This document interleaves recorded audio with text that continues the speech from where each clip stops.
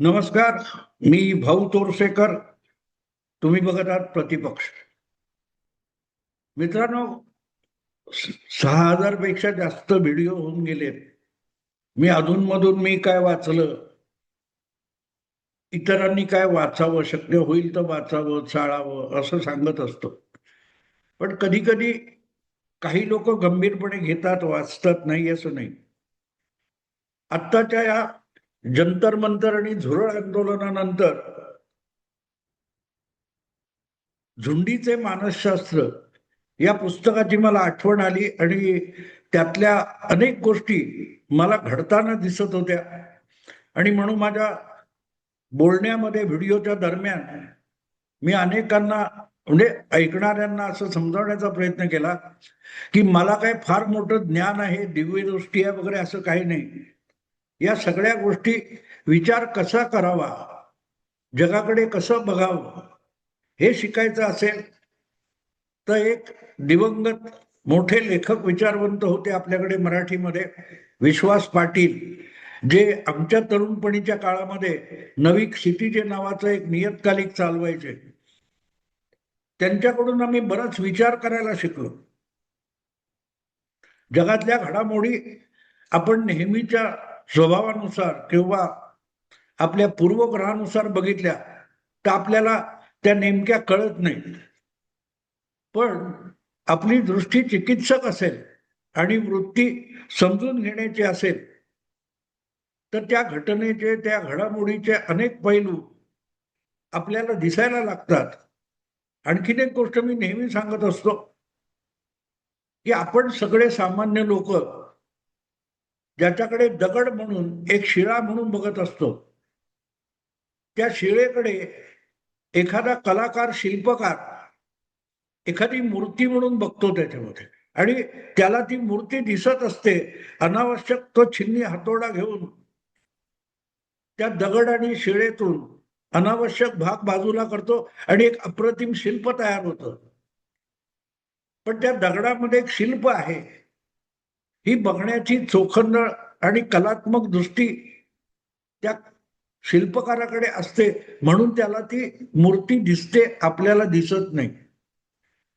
प्रत्येक जण शिल्पकार असेल असं नाही, पण समोर घडणाऱ्या घडामोडी त्या समजून घेण्याचा प्रयत्न करणं म्हणजे सुद्धा एक प्रकारे शिल्पकाराची दृष्टीच असते. सगळ्यांना दिसतं तेच आपल्याला दिसत असतं, पण त्यामध्ये काही वेगळं आहे का हे आपण बघायचा प्रयत्न केला, किंवा त्यासाठी चिकाटीने प्रयत्न केले, तर त्यासाठी मी सांगितलं की मला जे काय सुचतं, दिसतं, त्याचं कारण हे अशा अनेक लोकांकडून मी शिकलेलो आहे, ज्याच्यामध्ये झुंडीचे मानसशास्त्र हे विश्वास पाटलांचं पुस्तक आहे. तर ते वाचा असं मी जनरली अनेकदा सांगत असतो, एकदाच नाही अनेकदा सांगितलं. विनय देवळालकर नावाचा एक अतिशय चिकित्सक श्रोता आहे. त्याची एक मला ईमेल आली रविवारी की भाऊ, तुम्ही सांगितलं म्हणून ते पुस्तक मिळवलं आणि दोनदा वाचून झालंय. पहिल्यांदा वाचलं तेव्हा ते डोक्यावरून गेलं, दुसऱ्यांदा वाचलं तेव्हा थोडंफार कळायला लागलं. पण या झुरळांचं आंदोलन आवरणार कसं, त्याच्यावर उपाय काय, वगैरे वगैरे असे प्रश्न त्यांनी मला विचारले. आणि मला वाटलं की या निमित्ताने थोडं बोललं पाहिजे. मित्रांनो, फक्त एक नाही, अनुभव तुम्ही अनेक घेत असतात जगण्यामध्ये. रोजच्या रोज वेगवेगळे अनुभव आपल्या वाट्याला येत असतात. त्या अनुभवाच्या आधारे आपण शिकलं तर मग सिद्धांत त्याच्यामध्ये बसतो की नाही याचा अंदाज आपल्याला बांधता येतो. आईन्स्टाईनचं एक वचन मी वाचलेलं आहे की जर सिद्धांत हे तुमच्या अनुभवाला येत नसतील, म्हणजे तशा वस्तुस्थिती नसेल, तर वस्तुस्थिती बदला. आता वस्तुस्थिती बदला म्हणजे तो म्हणतो चेंज द फॅक्ट्स, म्हणजे आहे ती परिस्थिती बदला. समोरची वस्तुस्थिती नाकारा असं होत नाही. त्यातले घटक जे तुम्हाला वाटतात ते बदला, तर ती आकृती बदलेल, वगैरे वगैरे. मी त्या तपशिलात जात नाही. पण देवळालकर, विनय देवळालकर यांनी जे मला आवाहन केलं की या निमित्ताने याच्यावर काय उपाय असू शकतो. मित्रांनो, परिस्थिती बदलावी, परिवर्तन पाहिजे असं सगळ्यांना वाटत असतं. कालपर्यंत आयुष्य आज वेगळं असतं आणि ते थोडं तरी बदलावं अशी अपेक्षा असते. म्हणजे आम्ही जे लहानपणी शाळेत किंवा कुठे गेलो असो, वेगवेगळे अनुभव घेतलेत, त्यापासून आज आमूलाग्र परिस्थिती बदललेली आहे. उदाहरणार्थ मी पत्रकार झालो, तर पत्रकार झाल्यानंतर मी ज्या वेळेला सगळी म्हणे मराठी दैनिक काय इंग्लिश काय, आम्ही सगळे ज्या परिस्थितीत काम करत होतो, ज्या यंत्रणांचा साधनांचा उपयोग करून वर्तमानपत्र छापत होतो, तेव्हा खेड्यांचा टाईप होता किंवा फार फार तर मला वाटतं लायनो मोनो आलेला होता, अशी काहीतरी परिस्थिती 1970ची होती. आज तो खेड्याचा टाईप गेलेला आहे. म्हणजे मला आठवतं ना, आमच्या मराठामध्ये 40-45 कंपोजिटर होते.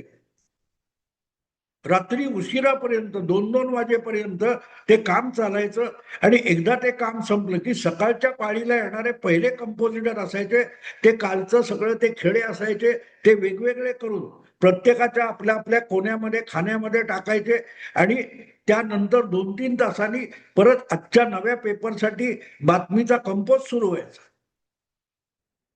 तिथपासून आम्ही आलोय.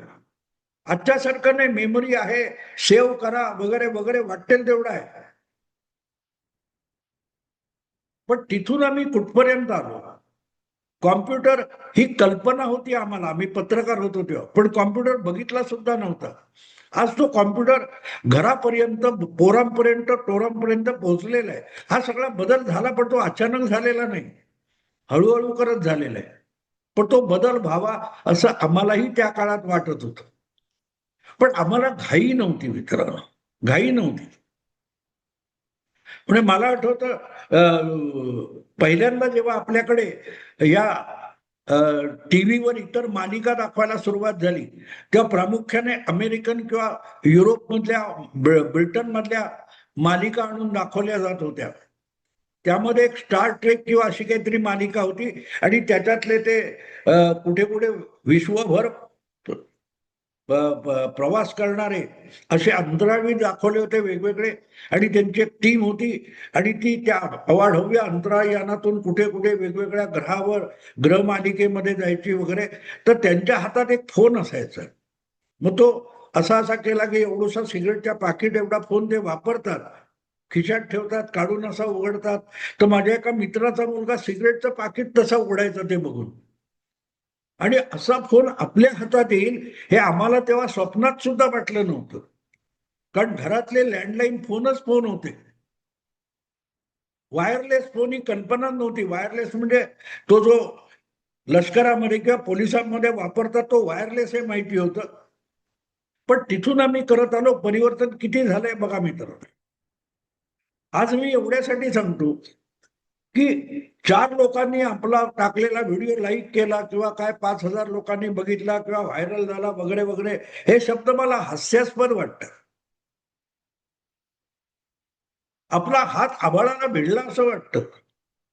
मी बघतोय हे काय ते आता आंदोलन झाल्यानंतर त्यामधले सो कॉल्ड इन्फ्लुएन्सर्स वगैरे त्यांचे व्हायरल झालेले, मग त्यातले कोण माफी मागतायत, जे काय असेल ते. पण या मुलांनी असं का केलं? आणि त्यानंतर त्या आंदोलनावर स्वार झालेला तो कोण सौरभ दास आणि अभिजित दिपके ज्या प्रकारची भाषा बोलतात, अल्पायुषी आहेत हे लोक.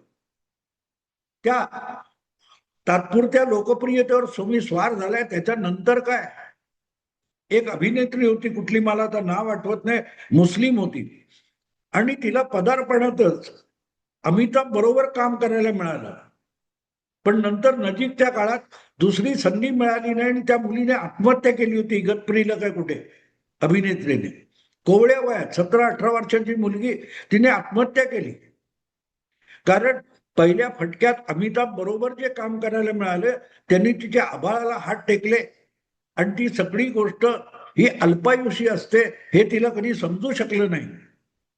आणि म्हणून ही जी मुलं आता हे एका आंदोलनातून, आपण देशाच्या केंद्रीय मंत्रिमंडळातल्या एका मंत्र्याचा राजीनामा घेतला, दुनिया झुकते वगैरे वगैरे बोलतात, ती किती अल्पायुषी आहेत. हे त्या झुंडीचं मानसशास्त्र मी अक्षरशः आत्मसात केलेलं आहे. जगातल्या या सगळ्या गोष्टी कशा घडतात, त्या एक एकट्या कशा असतात, झुंडीच्या कशा असतात, हे वाचल्यानंतर म्हणून विनय देवळालकरनी मला जे सांगितलं की तुम्ही अधिक समजावून सांगा की यांचा बंदोबस्त काय. यांचा बंदोबस्त करायची गरज नसते मित्र. त्यांचा बंदोबस्त त्यांच्या अल्पायुषी अल्पसंतुष्टतेमध्ये सामावलेला असतो. दुनिया झुकती है, झुकाने वाला चाहिए वगैरे जी भाषा त्या जंतर मंतरवर अभिषेक दिपकेने वापरली, त्यानंतर पुढे काय हा प्रचंड प्रश्न त्याच्यासमोर आवासून उभा आहे. पण 13 वर्ष गुजरातचा मुख्यमंत्री आणि 13 वर्ष देशाचा पंतप्रधान म्हणून काम करणाऱ्या नरेंद्र मोदींना आता पुढे काय हा प्रश्न पडलेला नाही. हे लोक आठवड्याभराचं, एक दिवसाचं, एक तासाचं उत्तुंग जीवन जगतात आणि अल्पायुषी संपून जातात. 26 वर्ष एक माणूस एक जीवन जगतोय, त्याच्या आयुष्यातला तो क्षण संपत नाहीये ज्या दिवशी नरेंद्र मोदी मुख्यमंत्री झाला. आजपर्यंत त्यांनी केलेली वाटचाल बघा, त्याला आलेल्या अडचणी, त्याच्यासमोर उभं राहिलेली संकट, हे सगळं बघा, मग तुम्हाला कळेल. एका सोशल मीडियाच्या पोस्टवरून एक संघटना बनली आणि त्यांनी आंदोलन सुरू केलं, एका मंत्र्याचा राजीनामा घेतला. पुढे काय? मी त्या नॅशनल जॉग्राफी किंवा डिस्कव्हरीवर एक कुठची तरी डॉक्युमेंटरी बघितलेली आठवते, मधमाशांवर होती. त्या मधमाशांची राणी जी असते ती हवेतल्या हवेत अक्षरशः 50-100 नर असतो त्याच्याशी संभोग करते. पण गंमत अशी असते, त्या राणी माशी बरोबर संभोग करणारा जो नर असतो त्यांच्यातला, तो त्या संभोगानंतर मरण पावतो. ती दुसऱ्याशी करते. असं करून 25, 40, 50 नरांशी संभोग केल्यानंतर ती अंडी द्यायला जीवन जाऊन बसते त्या मधमाशांच्या पोळामध्ये. त्यानंतर ती पुढे काही करत नाही, फक्त अंडी देत राहते. पण त्या राणी बरोबर मी संभोग केला, त्यासाठी असुसल्यासारखे ते नर तिच्या भोवती घोटाळत असतात. पण त्या एका संभोगानंतर त्यांचा मृत्यू होतो. ही जी आंदोलन मी बघतो अशी एक सेकंदात त्यांना एवढी उभारी येते आणि बघता बघता कुठे अस्तंगत झाले पत्ता लागत नाही. अल्पायुषी आणि अल्पसंतुष्टतेचा तो फरक असतो. आणि हे ज्ञान द्यायला मोठमोठी पुस्तकं वाचायची गरज नसते. अनुभवातून सुद्धा, जुना जाणत्यांकडून सुद्धा हे अनुभव आपल्याला ऐकून समजून घेता येतात. मला माझ्या आजीने सांगितलेली एक गोष्ट आठवते. म्हणजे ती गोष्ट मी ऐकून सुद्धा आता 60-70 वर्ष उलटून गेलेली आहे. अगदी शाळकरी वयात असताना तिने सांगितलेली गोष्ट. हे अल्पायुषी अल्पसंतुष्टता जी काय असते, अल्पायुषी उभारी असते, यश असतं, अल्पयश, त्याच्याबद्दल आमच्या आजीने सांगितलेली गोष्ट अशी की पावसाळा पडला आणि जमिनीच्या खूप खोलवर बसलेली गांडुळं हळूहळू करून वर येतात. पृथ्वीच्या सपाटीवर जमिनीमध्ये चिखल झाला की आपल्याला गांडुळं वळवळताना दिसतात. तर ती आजीच्या स्टाईलमध्ये जुन्या पठडीमध्ये तिने बोधकथा सांगितल्यासारखी सांगितली होती की गांडूळ जो असतो त्याची पत्नी त्याला म्हणते, गायंडाळ पंत, अहो मुलगा वयात आला, त्याच्या लग्नाचं काहीतरी करा. गायंडाळ पंत म्हणतात हरकत नाही, उद्याच जातो. आणि दुसऱ्या दिवशी गायंडाळ पंत म्हणजे ते गांडूळ उठतं आणि थेट शेष नागाकडे जातं. आता शेष नाग हा जगातला सगळ्यात मोठा नाग वगैरे, काही त्याच्या डोक्यावर पृथ्वीचा तोल सांभाळा वगैरे म्हणतात ते सोडून द्या. पण शेष नाग हा सरपटणारा जीव असला तरी तो सर्वश्रेष्ठ नाग मानला जातो. त्याला जाऊन गांडूळ काय सांगतो, माझा मुलगा वयात आलाय, त्याचं लग्न करायचा विचार करतोय, तर मी शेषनागा तुझ्या मुलीला मागणी घालायला आलोय. आता मला सांगा, त्या जगातल्या सर्वश्रेष्ठ नागाने हसावं की रडावं? पण बुद्धिमान असलेला तो श्रेष्ठ नाग तो त्याला दुखवत नाही. तो गांडुळाला सांगतो, बाबा रे, आता श्रावण आषाढ वगैरे चालू आहेत, आता लग्नाचे मुहूर्त नसतात, तेव्हा पावसाळा संपला की लग्नाचे मुहूर्त सुरू होतात. त्यावेळेला तू ये, तुझा मी जरूर विचार करीन, अगदी सन्मानपूर्वक विचार करीन, पण पावसाळा संपला की ये. मित्रांनो, गंमत अशी आहे, आम्हाला लहान असल्यामुळे तेव्हा फारसं कळलं नव्हतं. ते आजीने समजावलं, अरे बाबांनो, पावसाळा संपला की गांडुळाला परत जमिनीत स्वतःला गाडून घ्यायला लागतं. पृथ्वीच्या सपाटीवर जमिनीवर त्याला जगता येत नाही, त्याला खोल चिखलात जाऊन रुतून बसावं लागतं. थोडक्यात ही अशी आंदोलनं जी असतात, त्यातलं यश असतं ते किती हंगामी आणि अल्पायुषी असतं, त्याचा साक्षात्कार माझ्या शाळेत कधीही न गेलेल्या, 4 पुस्तकं न वाचलेल्या आजीने मला समजावला होता. गायंडाळ पंथाची गोष्ट. हे जे आता बोलतात ना, दुनिया झुकती है, झुकाने वाला चाहिए. अरे आम्ही केंद्र सरकारच्या मंत्र्याचा राजीनामा घेतला. तुमचं आयुष्य किती झालंय बाळा? कधीतरी याचा विचार करा की जो माणूस गेली 26 वर्ष मुख्यमंत्री किंवा पंतप्रधान आहे देशाचा, एका राज्याचा किंवा संपूर्ण देशाचा प्रमुख म्हणून 26 वर्ष माणूस जो काम करतोय, ज्याला 1 मिनिट उसंत मिळालेली नाही, आणि मुख्यमंत्री झाल्याच्या पहिल्या दिवसापासून त्याची करिअर संपवायला देशातली सगळ्यातली सगळी मोठी मोठी सत्ता, त्यावेळेचं युपीए सरकार असो, देशातला संपूर्ण मीडिया असो, संपूर्ण बुद्धिजीवी डावा पंथ असो, जगभरचा मीडिया असो, परदेशात मोदींना आपल्या देशात येण्याची बंदी घालण्यात आली होती. त्यांचा असलेला टुरिस्ट व्हिसा तो सुद्धा रद्द केला गेला होता. तिथून हा माणूस संघर्ष करत करत करत देशाच्या बुद्धिजीवींनी ज्याला गुजरातचा मुख्यमंत्री म्हणून नालायक ठरवला होता,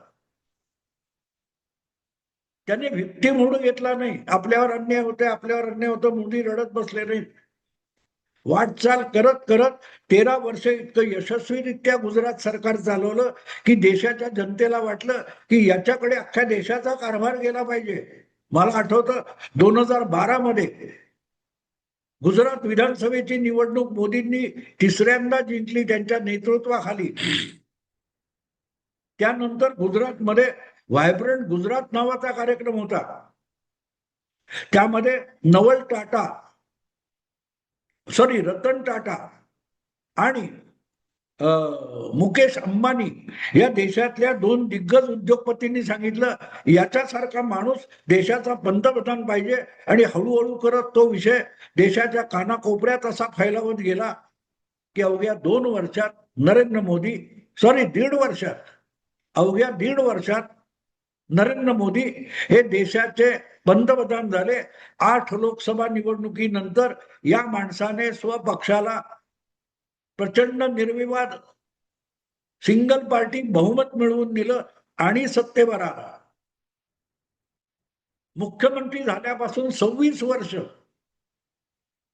फक्त संकटांचा, प्रतिरोधाचा, प्रतिकाराचा सामना करत करत हा माणूस वाटचाल करतोय. 2 वर्षापूर्वी बहुमत गेलं. तिसऱ्या लोकसभा निवडणुकीत 300 वरून 240 वर आला. तरीही तो माणूस सरकार चालवतोय, तुमचे शिव्याशाप खातोय, पण आपलं काम चालू ठेवलेलं आहे. याला झुकवलं, त्याला मोडून काढलं, अशी अहंकाराची भाषा त्याच्याकडे कधीही नव्हती. 8 लोकसभा निवडणुकीनंतर सिंगल पार्टी मेजॉरिटी आणल्यानंतर मोदी म्हणाले होते, हा विजय माझा नाहीये. 4 पिढ्या माझ्या पक्षाचा कार्यकर्ता 4 पिढ्या राबलेला आहे. जेव्हा पक्षाला नाव नव्हतं तेव्हापासून पक्ष बनवण्यापासून सुरुवात करत करत 4 पिढ्या इथपर्यंत आल्या. जनसंघापासून भाजपपर्यंत आलं. त्या सगळ्यांचंही यश आहे. त्याला तुम्ही झुकवणार? अहंकारी माणसाला झुकवता. मोदी हा माणूस अहंकारी नाही, नाहीतर तो बोलला असता की मी वाजपेयींनी, अडवाणींना जमलं नाही, काँग्रेसला जमलं नाही, 8 लोकसभा निवडणुका ते मी करून दाखवलं, मी सिंगल पार्टी मेजॉरिटी आणली, हे बोलू शकत होते. मोदी बोलले नाही. त्यांनी ते श्रेय 4 पिढ्यांना दिलं. तेव्हा झुकवणार कोणाला तुम्ही? ज्याच्या शब्दकोशामध्ये अहंकार हा शब्द नाही, त्याला झुकवण्याच्या वल्गना करणारे किती अल्पायुषी आणि अल्पसंतुष्ट असतात हे तुम्हाला कळेल. पाऊस पडलाय, चिखल झालाय, गायंडळपंत बाहेर पडले आणि थेट शेषनागाच्या मुलीला मागणी घालायला गेले. त्यापेक्षा या झुरळांच्या आंदोलनानंतर सगळ्या कॅमेऱ्यांचा झोत ज्यांच्यावर आलाय, ती माणसं, ती तरुण मंडळी, ते जेनजी काय म्हणाल ते, झुरळापेक्षाही किती क्षुल्लक आहे ते कळतं. त्यांना भविष्य नसतं. हे अल्पायुषी असतात आणि अल्पसंतुष्ट असतात. त्याची साक्ष मिळते. त्यांचा बंदोबस्त करायची गरज नसते. त्यांच्या जन्माबरोबरच त्यांच्या बंदोबस्ताची सगळी व्यवस्था झालेली असते. ती व्यवस्थेमध्येच सामावलेली असते. कारण हे अल्पजीवी असतात, अल्पायुषी असतात आणि म्हणूनच अल्पसंतुष्ट सुद्धा असतात. त्यांचा बंदोबस्त इतर कोणी करायची गरज नाही. एक साधी जाता जाता गोष्ट सांगतो की मी कुठेतरी बघितलं होतं काय असं असलं ते नॅट जिओ वगैरे वगैरे, कॅनिबालिझम म्हणून एक काहीतरी मालिका होती डॉक्युमेंटरीची, आणि त्याच्यात त्यांनी दाखवलं होतं 50 झुरळं एका काचेच्या डब्यामध्ये कोंडून ठेवली होती. ती कोंडून ठेवलेली जी 50 झुरळं होती, ती शेवटी खायला काही नाही म्हणून एकमेकाला खायला लागतात, आपल्या बरोबरच्यांना खायला लागतात. आणि शेवटी एक काय 15-20 दिवसानंतर त्या काचेच्या डब्यामध्ये निरीक्षणासाठी ठेवलेला डबा आहे आणि त्याच्यामध्ये 2 का 3 झुरळं उरलेली दिसतात. त्या 2 की 3 झुरळांनी एकमेकांना खाऊन खाऊन आपला जीव तगवलेला असतो. इतके ते अल्पायुषी असतात. त्यांचा विनय सारख्याला, ज्यांनी मला हा विषय सांगितला करायला, त्याला मी आग्रह करीन, त्यांच्या बंदोबस्ताची गरज नसते. ते एकमेकाच्या जीवावर उठतात, एकमेकांच्या उरावर बसतात आणि एकमेकांना खाऊन जगतात, जगण्याचा प्रयत्न करतात, पण जगत नाहीत. कारण ते अल्पजीवी, अल्पायुषी आणि अल्पसंतुष्ट असतात आणि म्हणूनच त्यांना झुंडीत वावरावं लागतं. मित्रांनो, आता थांबतो. आवडलं लाईक करा, शेअर करा आणि प्रतिपक्षाला सबस्क्राईब करा. नमस्कार.